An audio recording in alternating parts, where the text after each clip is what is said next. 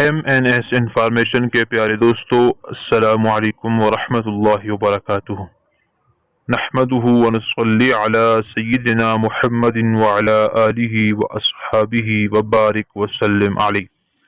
امید ہے بہنوں، بھائیوں، دوستوں، محترم سامعین، خواتین و حضرات، آپ اللہ کے فضل و کرم سے ٹھیک ہوں گے۔ اللہ تعالیٰ آپ کو سلامت رکھے۔ آج ہم محبت کا بہت ہی مجرب اور طاقتور ترین وظیفہ لے کر حاضر ہوئے۔ آج اکثر لوگوں کو شکایت ہے، اکثر لوگوں کا گلہ ہے، بیوی کہتی ہے شوہر میری بات نہیں مانتے، محبت نہیں کرتے، ٹائم نہیں لیتے، اور شوہر کو گلہ ہے بیوی بات نہیں سنتی، کہنا نہیں مانتی، محبت نہیں کرتی۔ اور دوسرا مسئلہ جو ہمارے معاشرے میں بہت زیادہ ہے وہ یہ ہے کہ اولاد نافرمان ہو جاتی ہے، بیٹا بیٹی بات نہیں مانتے، اپنی مرضی کرنے لگ جاتے ہیں، ماں کی کوئی بات اثر نہیں کرتی، باپ کا کوئی کہنا اثر نہیں کرتا، سارے امور چھوڑ کر لا تعلق ہو جاتے ہیں۔ تو یہ سارے جتنے بھی مسئلے ہیں ان سب کا تعلق محبت کے ساتھ ہے۔ اگر میاں بیوی کے آپس میں محبت ہوتی تو دونوں کو گلہ نہ ہوتا۔ اگر بیوی محبت کرے گی تو شوہر کی غلام رہے گی، اگر شوہر محبت کرے گا بیوی کا غلام رہے گا۔ اگر بیٹا بیٹی والدین سے محبت کریں، اپنے ماں باپ سے محبت کریں گے تو ان کے غلام بن کے زندگی گزاریں گے۔ یہ ساری باتیں محبت کے ساتھ تعلق رکھتی ہیں۔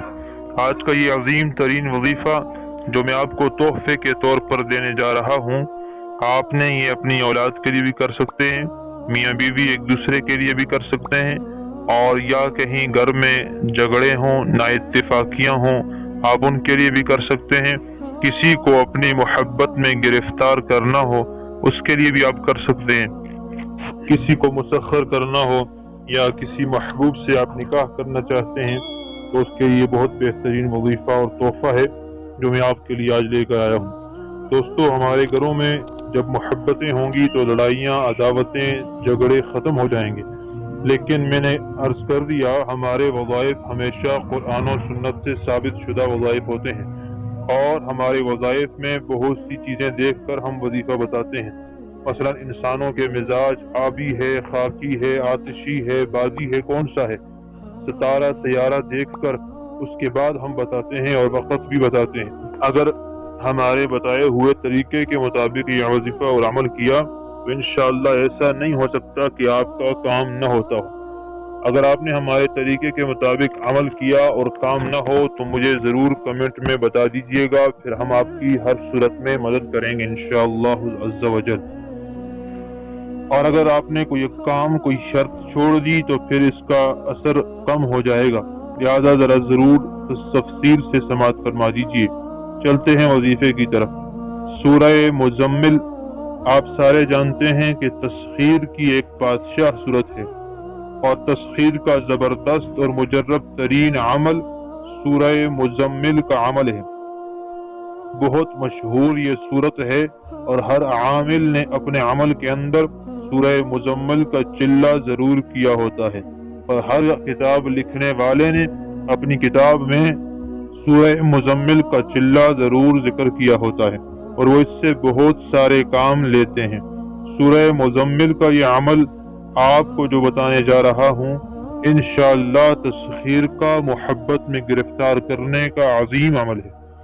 وہ عمل یوں ہے، آپ نے 21 کالی مرچیں لینی ہیں، 21 مرچیں کالی آپ نے لے لینی ہیں، اور پھر ایک مرچ کو ہاتھ میں پکڑ لیجیے اور اس پر ایک دفعہ سورہ مزمل پڑھ کے پھونک لیجیے۔